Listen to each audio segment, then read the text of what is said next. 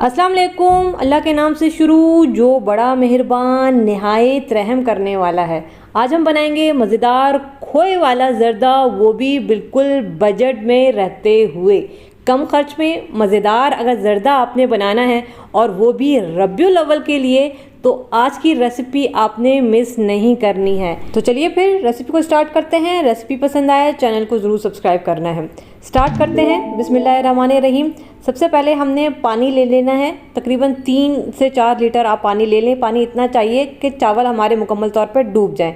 4 हरी इलायची है, 4 लौंग है। इलायची को थोड़ा सा तोड़ लीजिएगा ताकि इसका फ्लेवर अच्छा सा निकल कर आए। इसके अलावा 2 अदद मैं लूँगी तेज़ पत्ते। 1 टीस्पून मैं इसमें डालूंगी जर्दे का कलर, ऑरेंज फूड कलर डालेंगे। अब इसको मिक्स करेंगे। अच्छा, यहाँ पे कुछ लोग नमक भी डालते हैं। अगर आपने नमक डालना है तो ½ टीस्पून नमक यहाँ पे ऐड कर सकते हैं, मैं नहीं करूँगी।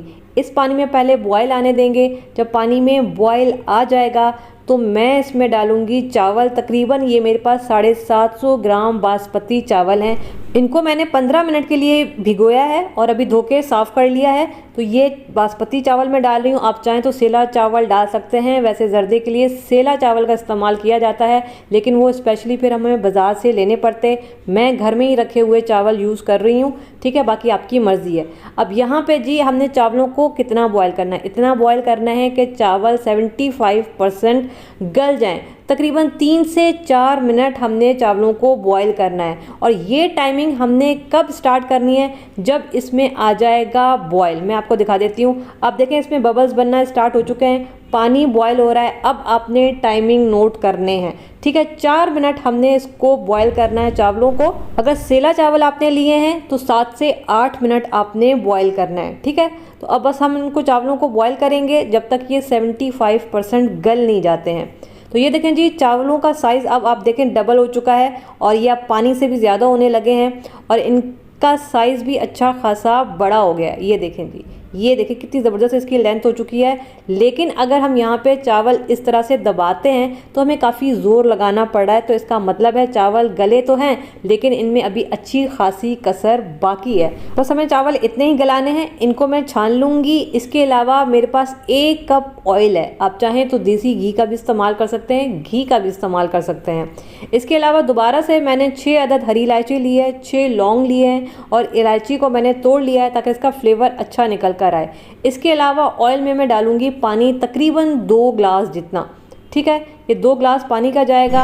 अब मैं इसमें डालूंगी चीनी, ठीक है। 4 कप चावल हैं तो उसमें मैं डालूंगी 3 कप चीनी के, ठीक है। 4 कप चावल में आप 4 कप चीनी भी डाल सकते हैं। जितना आप चावल ले रहे हैं उतना आप चीनी भी डाल सकते हैं, ये आपकी मर्ज़ी है, ठीक है। 750 ग्राम में मैं 600 ग्राम डाल रही हूँ चीनी।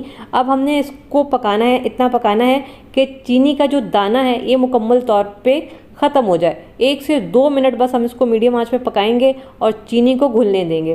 तो ये देखें चीनी मुकम्मल तौर पे घुल चुकी है। अब इसमें किसी किस्म का दाना नहीं है चीनी का। अब हम इसमें डालेंगे बॉयल किए हुए चावल। ये देखें जी। अब मैं आपको एक बात बताती हूँ। अगर वैसे तो अगर चावल आप बॉयल करें तो उसको खुले बर्तन में डालें, नहीं अगर आपने मेरी तरह इस तरह से छन्नी में डाला है और ये इस तरह से चावल इकट्ठे हो गए तो आप इसको चम्मच से निकालने की बिल्कुल भी कोशिश ना करें, क्योंकि ये चावल टूट जाएंगे। आपने क्या करना है, मीडियम आंच पे 1 से 2 मिनट के लिए कवर करके मैं इनको पकाऊंगी। अंदर स्टीम जमा होगी, इस स्टीम से चावल सारे अलग अलग हो जाएंगे।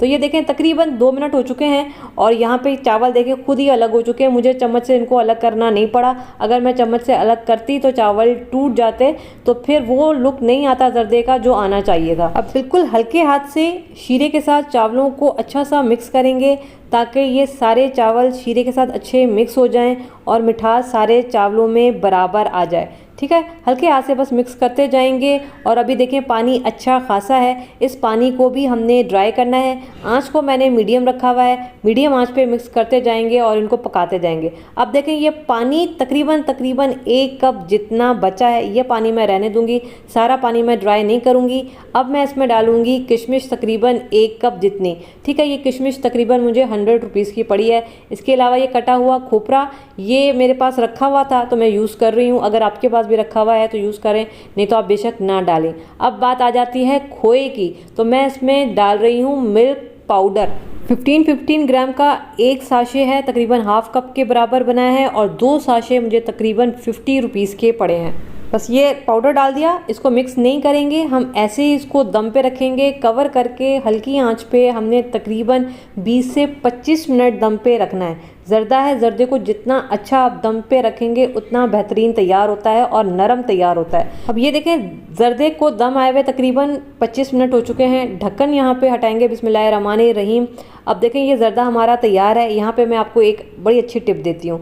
यहाँ पे आपने मिक्स नहीं करना है, चूल्हा आप बंद कर दें, इसको कवर करके 5 मिनट के लिए ऐसे ही छोड़ दें। 5 मिनट के बाद दोबारा से हमने ढक्कन हटाना है और स्टीम देखें मुकम्मल तौर पे ख़त्म हो चुकी है। अब हमने इसको मिक्स करना है। असल में होता क्या है कि जब हम फ़ौरन से ढक्कन हटाते हैं ना तो अंदर स्टीम होती है और स्टीम की वजह से चावल गीले होते हैं और चावल चिपके हुए होते हैं। तो इसलिए चूल्हा बंद करके 5 से 10 मिनट स्टीम ख़त्म होने दिया करें और उसके बाद चावलों को मिक्स किया करें। तो अब जी हम भी चावल निकालेंगे अपने थाल में, बिस्मिल्लाहिर्रहमानिर्रहीम। और ये देखें जी, बेहतरीन हमारा मज़ेदार खोए वाला ज़र्दा तैयार है। इसका टेस्ट बिल्कुल आपको ऐसा ही लगेगा जैसे आपने इसमें खोया डाला है।